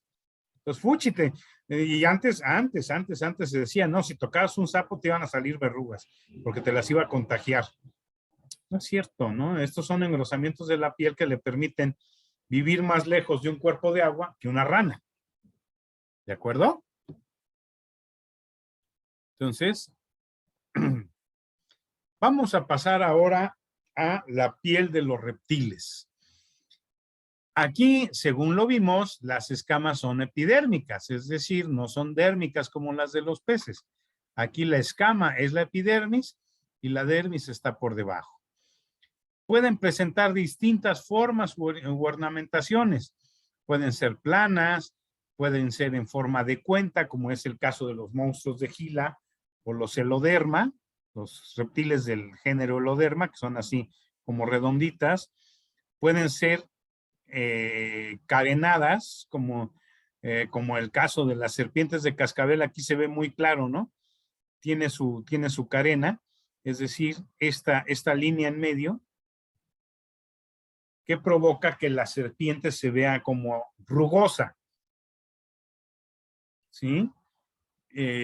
Hay algunos otros reptiles que la piel, las escamas son muy lisas y entonces dan el aspecto de que están húmedos todo el tiempo, ¿sí? Aquí mientras en un pez, en una rana, o sea, en un anfibio, en un pez óseo, la sustitución de epidermis es todo el tiempo. En el caso de las serpientes por temporadas, entonces cambian toda la piel de una vez al crecer el organismo. O sea, aquí no está constantemente, por eso son tan duras sus escamas, porque no está constantemente produciendo piel, sino cada determinado tiempo. Bien. Entonces, fíjense lo que mencionaba hace rato. Algunas tienen escamas tan lisitas, como es el caso de esta coralillo, ¿sí? Un lápido precioso, que tiene las escamas lisitas y vean, da el aspecto como de estar húmeda. Y en cambio, esta preciosidad, al tener sus escamas carenadas, ya da el aspecto de ser más rugosa, más áspera, ¿no? Dense cuenta también que las escamas están profundamente imbricadas, es decir, están una con otra, como las tejas de una casa también, ¿sí? Entonces, ahí estamos viendo la diferencia. Hay ocasiones en que aquí, por ejemplo, esta piel es lisita, hay ocasiones que esta piel puede endurecerse y formar, de hecho forma parte del esqueleto y parte del dermoesqueleto, los caparazones, y aquí tenemos como se le nombra a cada una de las placas o escudos de una tortuga. Entonces tenemos las placas o escudos que van por el medio, ¿sí? Son las capas vertebrales. La nucal es esta que está cerca de la nuca del animal. El 3, las costales o pleurales, ¿sí? El 4 son las marginales. La 5, la suprapigal, ¿sí? Entonces, así es como se nombran las placas de las tortugas. Y aquí tenemos distintos tipos de caparazón de la tortuga, de tortugas marinas. Tenemos a Eretmochelis imbricata, la tortuga carey, Chelonia midas, la tortuga verde, careta, la caguama, o tortuga cabezona, y Lepidochelis olivácea, la tortuga lora. Son los distintos tipos de caparazones, fíjense, en tortugas marinas, y es como las podemos distinguir. De hecho, la más fácil de distinguir de todas es la carey, no solo por el color, sino porque las placas, mientras aquí están juntas, acá están imbricadas, es decir, aquí esta placa toca con el borde de la siguiente, con el borde superior de la siguiente. En cambio, acá estas placas están colocadas más o menos como las tejas de una casa. ¿Sí? ¿Queda claro esto? A ver, ¿hay algo en el chat? Dice que no lo ha visitado, pero está muy padre. Sí, es muy caro, es lo malo, que es muy, muy caro. El acuario Imbursa. De hecho, es más caro que el acuario de Veracruz. Claro, en el acuario de Veracruz te tienes que echar el viajecito, ¿no? Bueno, así es como se vería la piel de un reptil. Una vez más, el estrato córneo. Aquí no hay un estrato transicional, sino les llaman estrato granuloso, el estrato germinativo, donde se van generando. Pero aquí, aunque es estrato germinativo, no se van generando nuevas capas de piel continuamente, más que por temporadas, ¿sí? Tenemos los capilares, y así es como se va dando el cambio de piel en los reptiles. Por eso los reptiles cambian de piel todos de una sola vez, ¿sí? Porque empieza a funcionar muy rápidamente su estrato germinativo, genera piel nueva debajo, crece, entonces la otra piel ya le queda chica y se empieza a romper, y de hecho las serpientes se quitan la piel casi como quitarse un calcetín, ¿no? Entonces es muy... Ahora, tenemos adaptaciones también en estas pieles.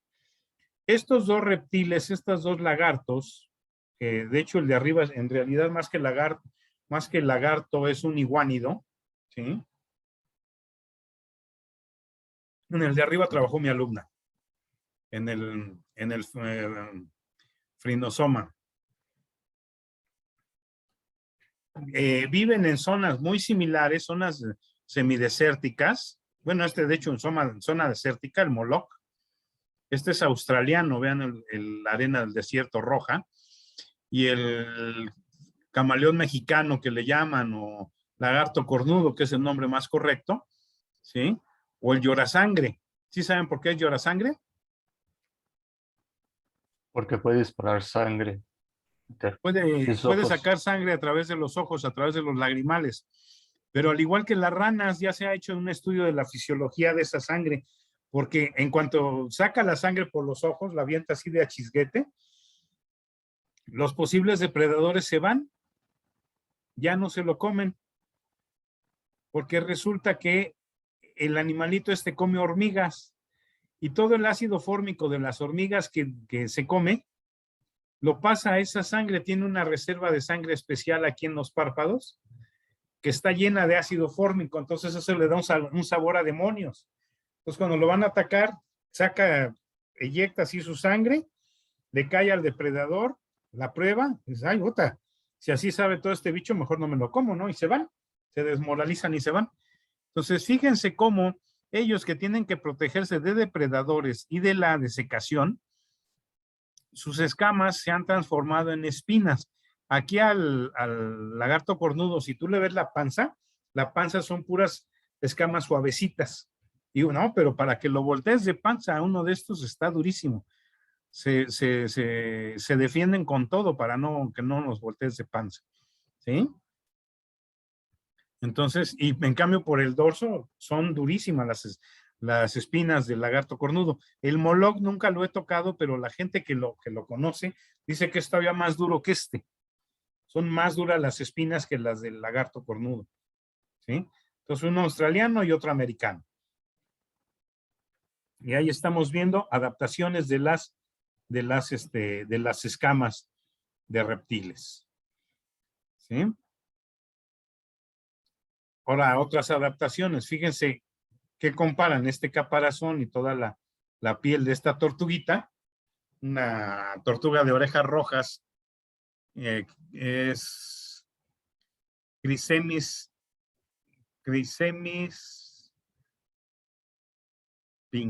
punctata, no. Este es Chrysemys ornata, perdón. Y una matamata, una tortuga amazónica que parece hojas muertas. Fíjense cómo parece una roca y esto pues sí parecería una hoja muerta. Entonces está así en el fondo y cuando se descuidan los peces, sobre de ellos, ¿no?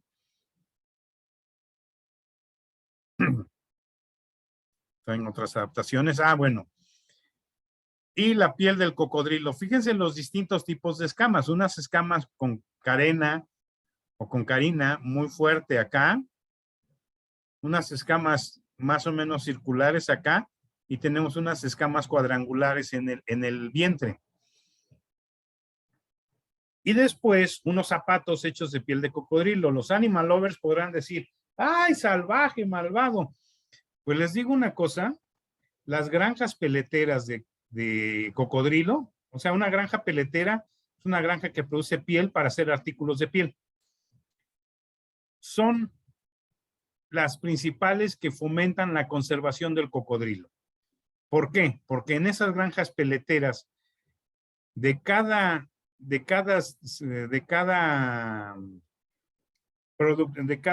camada que tienen de cocodrilitos, deben destinar una parte a repoblamiento en ambientes naturales, cosa que no hace nadie más. ¿Qué significa esto? Esto es desarrollo sustentable, muchachos. Entonces, si yo quiero tener un par de zapatos de piel de cocodrilo, voy a pagar mucho, porque es muy cara. Pero es que estoy pagando la manutención de esa granja, que, si mal no recuerdo, ahorita les están pidiendo entre el 30 y el 40% de su producción, es decir, de cada 100 crías de cada 100 crías que salen de los reproductores de la granja peletera, 30 o 40 se van a medio natural y 60 se quedan para que las hagan zapatos. Pues entonces eso significa que están protegiendo al ambiente a pesar de que están haciendo zapatos, a pesar de que están matando alguna parte de los animales para hacer zapatos. ¿Y de dónde sale el dinero para mantenerla? Vean cuánto cuesta un par de zapatos de piel de cocodrilo. Ahora, detalle interesante. Los zapatos más caros de piel de cocodrilo están hechos de la piel de aquí. Los zapatos más baratos están hechos de la piel del vientre. ¿Por qué? Porque la piel del vientre, como constantemente se arrastra el cocodrilo sobre el vientre, la piel ya está rayada. Entonces los zapatos se ven como rayados. ¿Sí?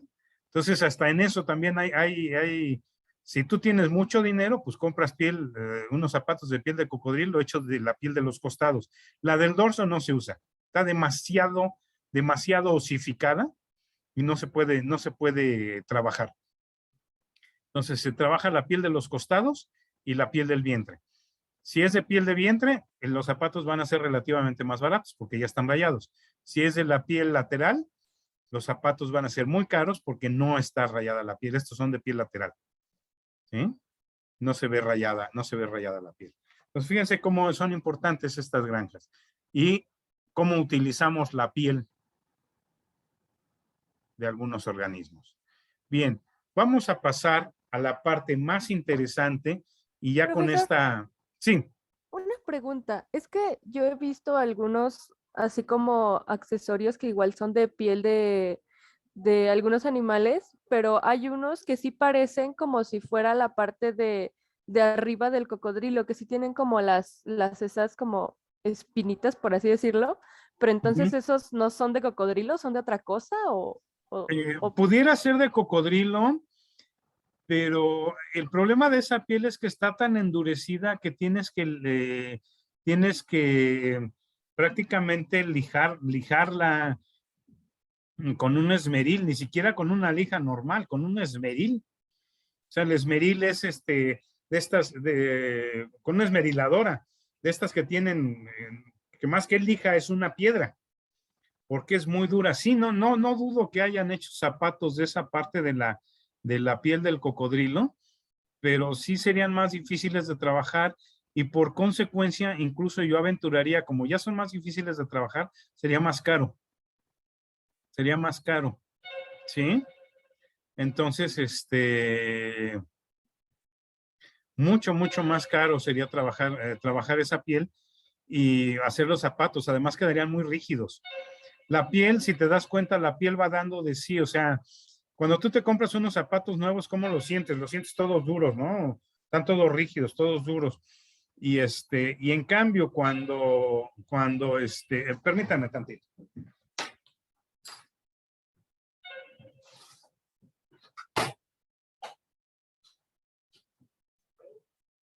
Y en cambio, ¿cómo se llama? Cuando pasa un tiempo, ya la piel se volvió más flexible. Igual te compras una cartera de piel y al principio está bien dura, o una chamarra de piel, y eso que es piel de vacuno, esa es piel de vacuno, ¿no? Al principio está bien dura, ya después la logras. Los motociclistas decimos, vamos a domar la piel, ¿no? Es cuando la usas mucho tiempo y ya se vuelve más flexible, ¿sí? Se vuelve más flexible, entonces pues ya no hay tanto problema. Entonces yo creo que sería muy difícil que se domara la piel del dorso del cocodrilo. Ahora, suele suceder a veces, espérame,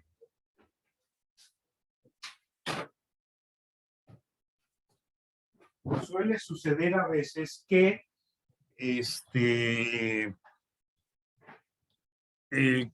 que hacen imitaciones de piel y entonces le ponen ahí a alguna estructura para que parezca imitación. Habría que ver si es imitación o si es real, ¿sí? La otra que se ve así, que ahorita se está usando muchísimo porque hay granjas productoras de avestruz, y es que el avestruz se aprovecha toda. El cocodrilo, lo malo, nada más se aprovecha la piel. No hemos desarrollado el gusto por comer cocodrilo, que debería para que se aprovechara todo, ¿sí? Ese sería un aprovechamiento integral del animal. Entonces, el avestruz se aprovechan huevos, se aprovechan plumas, se aprovecha piel y se aprovecha el animal, o sea, te comes la avestruz, etcétera, etcétera. Y entonces ahorita también hay botas de piel de avestruz que tienen esos piquitos, pero ahí esos piquitos más bien es de la pluma, de donde sobresale la pluma, ¿sí? Entonces, sí es factible, pero sí sería muy complicado. ¿De acuerdo? ¿Dudas, preguntas? Sí, sí se come la carne de cocodrilo. De hecho, hay restaurantes.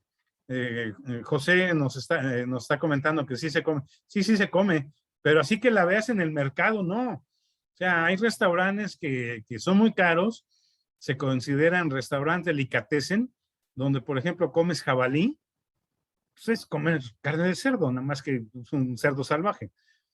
Y comes cocodrilo, ¿sí? Pero son muy caros esos lugares, o sea, no es algo que se haya hecho común.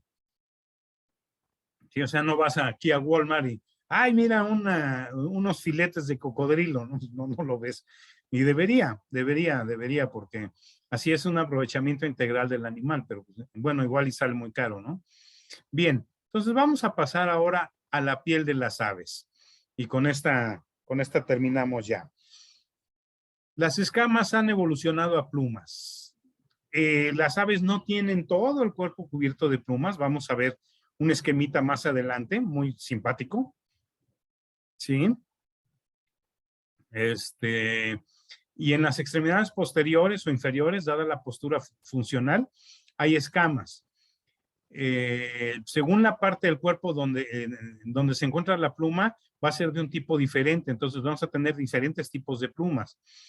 La sustitución de plumas se presenta por temporadas. Se puede presentar continuamente, pero sobre todo se presenta por temporadas. Quienes tengan perro lo van a saber. ¿Cuándo es cuando más pelo tira su perro? Temporada de calor. Poco antes de la temporada de calor, poco antes de la primavera y poco antes del invierno, ¿cierto o no? Poco antes del invierno, o sea, de hecho ahorita ya empieza la temporada que empiezan a tirar algo de pelo, tiran poquito y se llenan de más pelo. Entonces se vuelven pachones para resistir el frío. Están muy pachoncitos, ¿sí?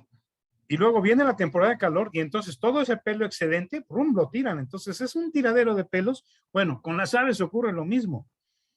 Quienes hayan tenido canarios o hayan tenido pericos australianos, es mi caso, mi pobre madre tuvo que lidiar con un hijo biólogo desde muy chiquito, ¿sí? Porque peces, serpientes, tarántulas, aves, de todo tuve.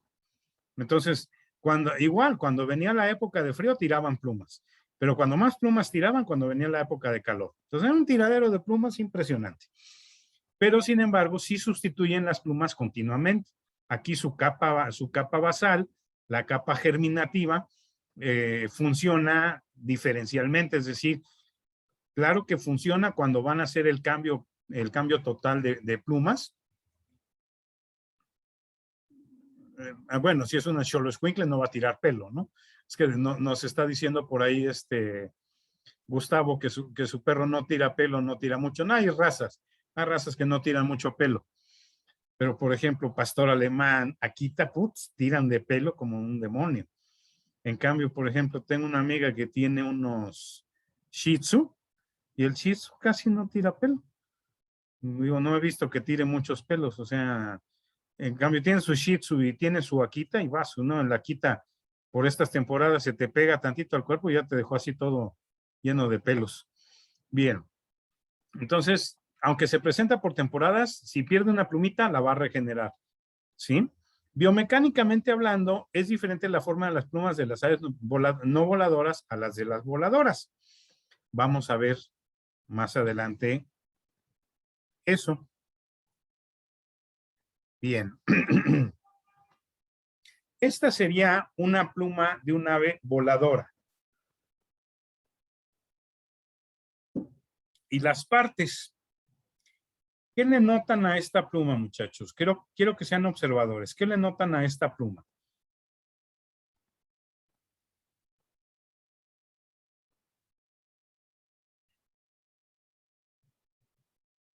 Digo, ¿Tiene dos ombligos? Bueno, los ombligos, evidentemente, pero ¿qué le notan a la pluma? La forma de la pluma, más bien. La pregunta sería, ¿qué le notan a la forma de la pluma? ¿Que es más gruesa en la parte inferior que la superior? Pues aquí más que inferior sería que es más gruesa la parte posterior que la anterior. ¿Por qué? Porque esta pluma crece y la dirección del viento viene de acá, de donde viene el puntero láser, de acá viene el viento. ¿Sí? Entonces, no es una pluma simétrica, son plumas asimétricas. ¿Sí? Entonces, las plumas de aves voladoras generalmente son muy asimétricas. Bueno, vamos a ver las partes. Rápidamente vamos a ver las partes, ¿no? Tienen los ombligos, que son huecos. Gracias a esos ombligos es que pudimos utilizar estas plumas inicialmente para escribir, porque utilizamos el principio de capilaridad. Sumergíamos esta punta en la tinta y gracias a los otros ombligos se absorbía esa tinta y entonces también iba saliendo poco a poco. ¿Sí? Entonces, Tenemos aquí la comparación, la pluma de un ave no voladora, que es casi perfectamente simétrica. Además, el vexilo, vamos a recordar la forma, vamos a recordar las estructuras. Ay, perdón, el vexilo es esta parte. Entonces, el vexilo no está unido en la pluma del ave no voladora. Son como pelitos. Y en cambio, el vexilo en las plumas de aves voladoras está unido. Se ve como una membrana de hule. ¿Sí? Y fíjense cómo son asimétricas. Tienen una parte muy pequeña, muy estrecha, y la otra parte más ancha. ¿De acuerdo? Hicieron un experimento muy chistoso. Las metieron a un túnel de viento. Un túnel de viento es donde prueban los aviones y los coches que sean aerodinámicos. Y pusieron el viento. La pluma de ave no voladora papaloteaba para todos lados. O sea, se hacía para todos lados. No tenía... En cambio, las plumas de aves, a todas las agarraron por la parte de abajo, por esta parte de acá, ¿sí? Todas las agarraron de ahí, de ese mismo lugar. Echaban el viento en las plumas de aves voladoras y se acomodaban como ala de avión, perfectamente. Entonces, fue un experimento muy bonito que hicieron, donde se vio la funcionalidad de las plumas de aves voladoras y la poca funcionalidad, que más bien nada más es para proteger del frío, a las plumas de aves no voladoras. ¿Sí? Bien. Vamos a pasar a la siguiente. Entonces, la pluma, recordemos que es la evolución de una escama. Entonces, se supone que una hipótesis posible es que de un filamento hueco se divide en barbas y estas barbas ya van formando barbillas pequeñas entre cada barba, ¿sí? Para que se vaya formando el dichoso vexilo. El vexilo es esta parte de la pluma, digamos, es el cuerpo de la pluma como tal, ¿sí? Entonces, así es como se van formando estas plumas. Y aquí viene la historia de Archaeopteryx. Una historia muy interesante. Los paleontólogos alemanes habían estado buscando, habían estado trabajando en sus animales y todo, pero ese día no encontraron gran cosa. Y cerca había una cantera, una empresa cantera. Es decir, de estas empresas que se dedican a sacar rocas, las convierten en lajas, ¿sí? Y se convierten como en losetas de suelo. Ahorita ya no, pero antes en Perisur había gran cantidad de fósiles en el suelo. A mí me gustaba visitar Perisur, no por ir a ver las tiendas, sino por ir a ver los fósiles. Había mucho fósil de caracoles. ¿Sí? Caracoles, almejas, ostiones, y era bien interesante. Entonces yo me la pasaba recorriendo Perisur, viendo el suelo, disfrutando mucho de todos los fósiles que ahí había. Ahorita ya cambiaron de losetas, son de otro tipo de suelo, ya no. Entonces van a esta cantera y los canteros pues, encontraron a Archaeopteryx, los empleados de la que iba a ser una loseta. Les dicen a los paleontólogos, pues miren, encontramos esto, a ver si les sirve. ¿Y qué creen que les dieron? A Archaeopteryx, precisamente. Entonces vieron la forma, pues empezaron a trabajarlo, a limpiar el fósil, porque el fósil, se veía nada más la forma del esqueleto del reptil, pero después fue que descubrieron que había plumas. Si no hubiera sido porque ese día visitaron la cantera los paleontólogos, Archaeopteryx hubiera acabado en alguna loseta de algún centro comercial alemán y a lo mejor hasta dividido, ¿no?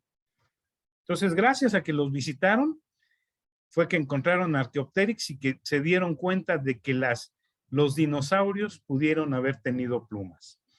A partir de este descubrimiento, empezaron a tener más cuidado y empezaron a ver con más cuidado algunas partes de los fósiles, ya no centrarse nada más a los huesos. Entonces, si se dan cuenta aquí, tenemos plumas en forma de pelito, como las del kiwi, ¿sí? Como las del kiwi. Entonces, eso significa que gran cantidad de los dinosaurios tenían plumas. Una vez más, esta parte de las plumas en un dinosaurio, que no sabemos cuál era su fisiología, nos habla de dos posibilidades. Una, que eran mesotermos, es decir, más o menos mantenían la temperatura un poquito por encima de la temperatura ambiente y las plumas les ayudaban a conservar ese calor, o que eran endotermos y las plumas les ayudaban a conservar ese calor. No podemos saberlo hasta que no, a menos que tuviésemos un dinosaurio vivo, ¿sí? Y no tenemos ni un solo dinosaurio vivo, solamente sus descendientes, las aves. Entonces es bien interesante cómo algunas cosas nos plantean esta posibilidad. Plantean la posibilidad de que fueran ectotermos, es decir, de sangre fría, y tuvieran plumas, pues tal vez también, pero sí necesitarían asolearse para calentarse y las plumas que conservaran el calor, ¿sí? Pero eso los volvería un poquito más ineficientes. En cambio, siendo mesotermos o endotermos, serían más eficientes y entonces se explicaría por qué el dominio en tantos millones de años. Entonces vean que es bien interesante la historia de las plumas en los dinosaurios. Entonces, ahora tenemos, en las aves voladoras sobre todo, tenemos distintos tipos de plumas. Las plumas que están en las alas se llaman remeras. Entonces, tenemos una remera primaria, que es completamente asimétrica y son las principales que facilitan el vuelo. Y el ala, pero el ala además va a tener una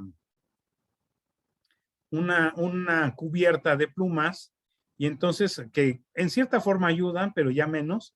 Esa ya es más simétrica, fíjense bien, y esa se le llama remera secundaria, que es esta, la B. Tenemos una pluma timonera. ¿Esta dónde estará, muchachos? En la cola. En la cola, exactamente, porque es completamente simétrica y le sirve de freno aerodinámico o de timón al ave, si quiere volar más alto, si quiere volar más bajo, etcétera, etcétera, ¿sí? Tenemos las plumas de tipo cobertoras, que ya son completamente simétricas y son más de pelitos. Fíjense, el vexilo ya no está tan unido, ¿sí? Pero como son muchas, hacen ver al ave pachoncita, o sea, gordita. Tenemos el plumón, que esta es mi fascinación, el plumón. ¿Por qué? Porque este solo se presenta en aves bebés. Entonces hay veces que el ave bebé está cambiando de plumas, sobre todo en gorriones. Lo malo, no estamos en la facultad. Si estuviéramos en la facultad, podríamos salir a buscar gorriones en determinada época del año, ¿sí? Ah, mira, José nos está diciendo que tiene una pluma de avestruz y otra de flamenco, y va a mandar la foto al grupo de WhatsApp como aporte. Muy bien, muchas gracias. Estaría muy padre para ver la comparación, porque el flamenco sí vuela, el avestruz no. Sí, Entonces, no les están decía... no están en el mejor estado, pero hice lo que pude. Ah, bueno, no importa, pero se agradece mucho el aporte. Entonces, el plumón, se ven bien chistosos. Les digo, si saliéramos, si estuviéramos en la facultad, saldríamos y saliéramos poco después de primavera, ahorita ya no podríamos, a ver a las crías de gorrión. Entonces, hay veces que ya tienen la coloración de adulto, pero arriba en la cabeza todavía tienen plumón, entonces se ven como despeinaditos, ¿no?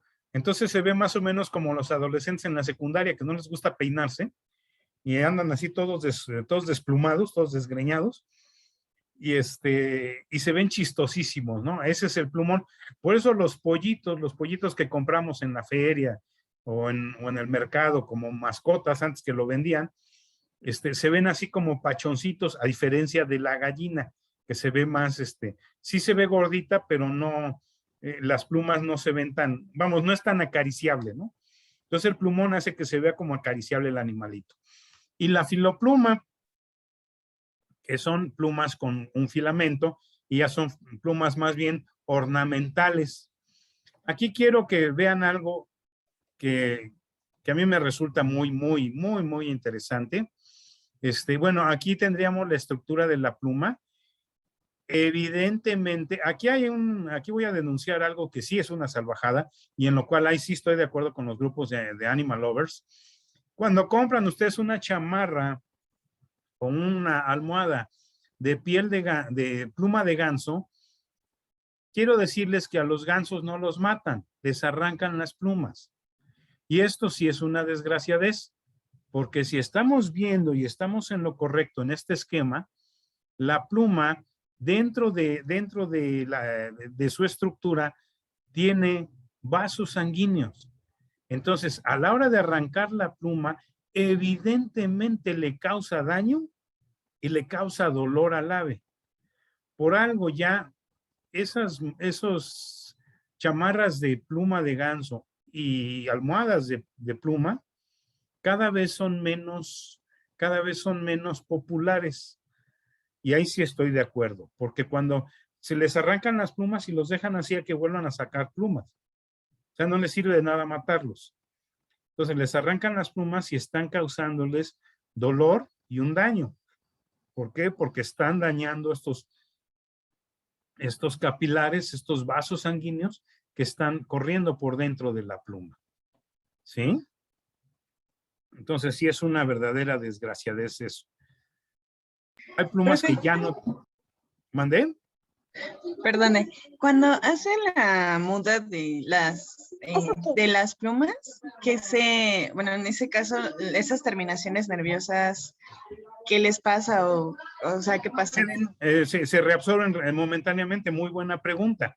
Cuando hacen la muda o cuando se les cae una plumita porque ya está vieja, ya está vieja porque ya no está nutrida, porque ya no tiene ni terminaciones nerviosas ni estos capilares.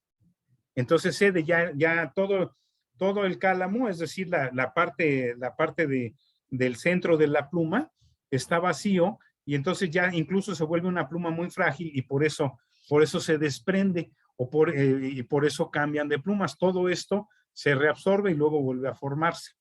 ¿Sí? Esto es algo que se forma y se reabsorbe constantemente según el patrón de cambio de plumas de las aves. Muy buena pregunta.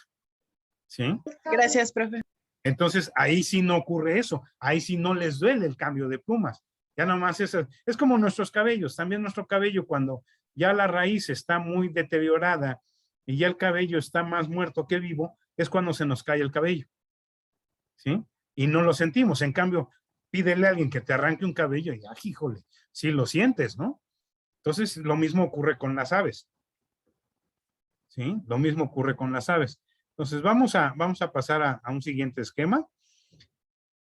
Sin embargo, en las patas seguimos teniendo escamas y ahí tenemos así, tenemos de esta forma el esquema de la piel. Volvemos a tener un estrato córneo, un estrato transicional, un estrato intermedio y un estrato basal. Es en el estrato basal donde se van a ir formando. En esta no se tiene muy claro cuál es el patrón de cambio de la piel, pero se piensa que es continuo. ¿Por qué? Porque cuando cambian plumitas, no se ve que haya un cambio de piel ni se ve que haya un cambio de piel así tan drástico en la pata, como en el caso de los reptiles. ¿Sí? O sea, no se pela la pata completa. Entonces, por eso se presupone, no he buscado la verdad artículos en torno a eso, pero por eso se presupone que en la pata el cambio de piel es continuo, como en el caso de nosotros.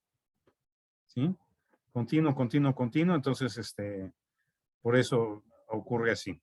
Ahora, fíjense la diferencia entre la pluma de un ave no voladora y la pluma de un ave voladora, ¿no? Esta hasta se ve como despeinada, ¿no? Y este halcón peregrino se ve perfectamente peinadito así para la foto. Casi foto para el Face, ¿no? ¿Sí? Hay otro detalle interesante de las plumas que a mí me parece apasionante. ¿Estas aves las conocen?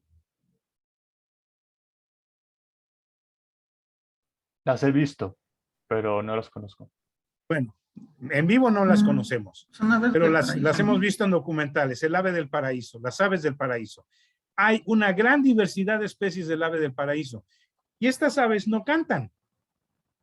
Además, tienen voces horribles. ¿Sí? ¿Por qué? Porque no es un pájaro, no tiene siringe. Cuando vemos respiratorio vamos a ver qué es la siringe. Pero todo su galanteo lo basan en la belleza de sus plumas. ¿De dónde evolucionaron estas aves? De cuervos que llegaron a esas islas. Y como no hay depredadores, entonces el cuervo, que vive en un lugar donde hay depredadores y entonces tiene que mantener un plumaje negro para más o menos ocultarse, pueden tener este tipo de plumaje sin temer a ningún depredador. Entonces, esto es la máxima expresión de la evolución, como de un cuervo evolucionaron este tipo de aves y ese tipo de plumajes. Entonces, vamos a dejarlo aquí. Vamos a dejar aquí la parte de piel. Nos falta todavía la parte de los mamíferos, donde vamos a ver la piel de los mamíferos, pero lo dejamos aquí con este ejemplo de que del cuervo, de aves parecidas a cuervos o cuervos, no se sabe bien, no hay registro fósil, evolucionaron las aves del paraíso, pero que son parientes, son parientes. Entonces vean realmente no, es un color bonito, pero no es como esto o como esto. Bien, en este momento dejo de compartir la pantalla. Y dudas, preguntas hasta aquí, muchachos. No, Por el profesor. momento no. Pero Todo ya bien. ya me tengo que retirar, profesor. Mande, José. Yo ya me tengo que retirar, son las 10:30. Ok, tengo- sí, no, de hecho ya vi la hora y tengo- por eso me estoy apurando. Entonces, detengo también la grabación